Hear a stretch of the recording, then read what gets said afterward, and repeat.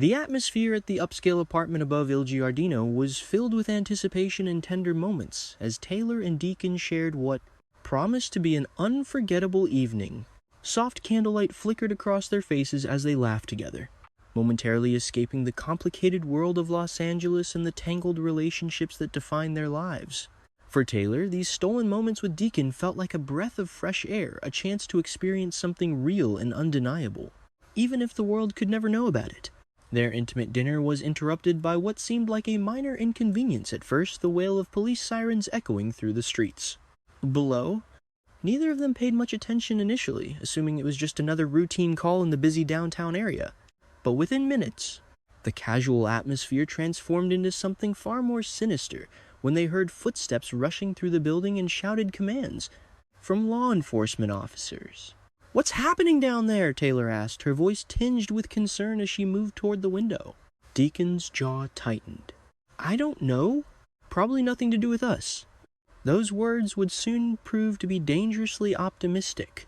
A body in the trash.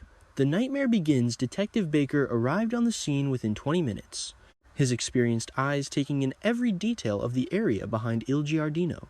What had started as a routine evening had suddenly become a major crime scene. A sanitation worker had made the grim discovery while emptying the restaurant's dumpsters, a human body carefully concealed among the trash, discovered just as the sun began to set. The victim was quickly identified as Marcus Webb, a former employee of the restaurant who had worked there several years ago. More troubling still, Marcus had also previously worked for Sheila Carter, a name that sent shivers down the spines of anyone familiar with the Forrester and Spencer family's dark history.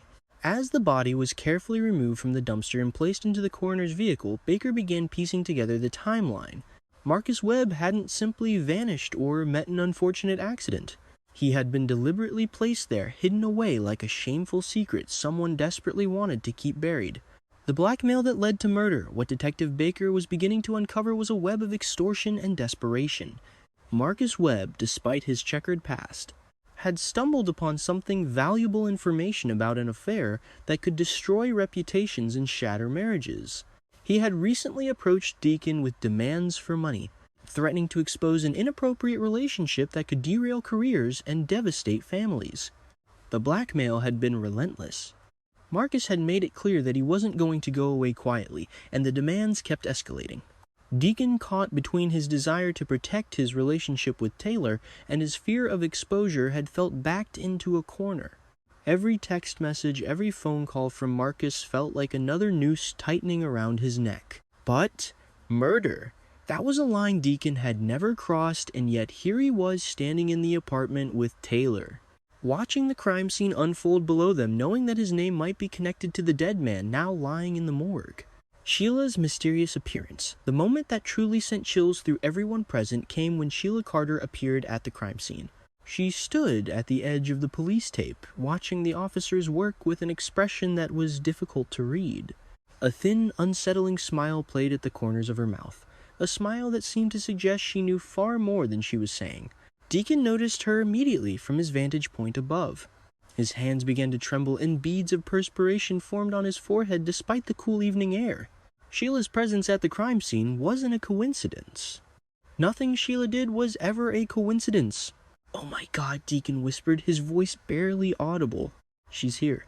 She's actually here." "Who?" Taylor asked, not yet understanding the significance of what they were witnessing. "Sheila?" he said, his voice hollow. "Sheila Carter is at the crime scene." The implications were staggering. Sheila had worked with Marcus in the past. Sheila had a history of eliminating problems in the most violent and permanent ways possible. And now, standing at this crime scene with that mysterious smile on her face, she appeared to be exactly where she wanted to be. Racing against time, the threatening messages. As Detective Baker began his investigation in earnest, Deacon's panic reached a fever pitch. His phone, the device that contained all the threatening messages from Marcus, suddenly felt like it was burning in his pocket. Those messages were incriminating. More than incriminating, they were damning. "You need to delete those messages," Taylor urged, her eyes wide with fear and desperation. "If the police find your phone, if they see what Marcus was threatening to do..." "It's too late," Deacon said, running his hand through his hair in frustration. "Even if I delete them, they're probably already being subpoenaed. Baker's smart. He'll find them." The messages themselves weren't necessarily confessions to murder, but they could be interpreted as motive. And in a murder investigation, motive was often all prosecutors needed to build their case. Taylor's world begins to crumble. If Deacon was panicking about the messages, Taylor was experiencing a different kind of terror altogether. Her entire life had been built on a foundation of professional reputation and respectability. Dr. Taylor Hayes was Los Angeles' most trusted psychiatrist, a woman known for her discretion, her wisdom, and her ethical standards. An affair with Deacon, a man from completely different social circles, a complicated man with a dramatic past, would be catastrophic enough if exposed publicly.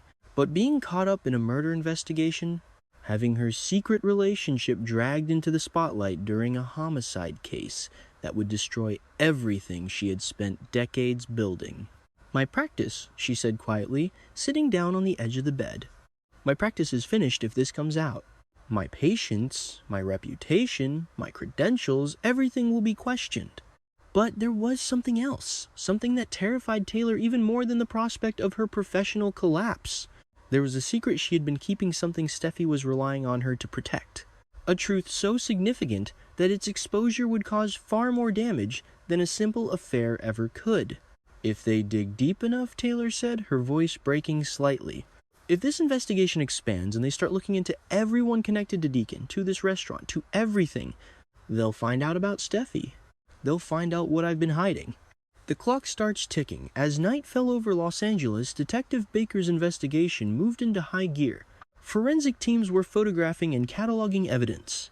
Officers were beginning to conduct preliminary interviews with restaurant staff and regular patrons. And slowly but surely the net was beginning to close around several key suspects. Deacon and Taylor watched from above, helpless and terrified. In the apartment above Il Giardino, what had begun as a romantic escape had become a prison. Every sound of police activity below felt like a countdown to their exposure. Every glance from Sheila Carter, who remained at the crime scene far longer than seemed natural, felt like a threat. The body of Marcus Webb was just the beginning. His death had opened a door that couldn't be closed. A door that would reveal secrets and lies that powerful people in Los Angeles had worked hard to keep hidden. What comes next? As the investigation deepens, Detective Baker will have questions for everyone connected to Marcus Webb. He'll want to know about the blackmail, about the threats, about the business dealings and personal relationships that connected this victim to some of Los Angeles' most prominent citizens. Sheila Carter's mysterious presence at the crime scene raises its own questions. What did she know? What was she protecting? And most importantly, was she somehow involved in Marcus Webb's death? Or was she simply enjoying the chaos that someone else had created? Taylor and Deacon face an impossible choice: come forward voluntarily and hope that their honesty might shield them from prosecution, or remain silent and hope that Detective Baker never discovers the evidence that could destroy their lives. But with every passing hour, the investigation grows more complex, and the danger becomes more acute. The murder of Marcus Webb has set in motion a chain of events that will test the bonds of relationships, challenge the integrity of Los Angeles' most respected citizens, and expose secrets that have been carefully guarded for years. In the world of the bold and the beautiful, nothing stays hidden forever, and the sins of the past have a way of catching up with everyone involved. The investigation is only beginning, and for Taylor and Deacon, the nightmare has only just started. The comfortable apartment overlooking Il Giardino, which once seemed like the perfect refuge for their secret romance, has now become the perfect observation post for watching their worlds collapse.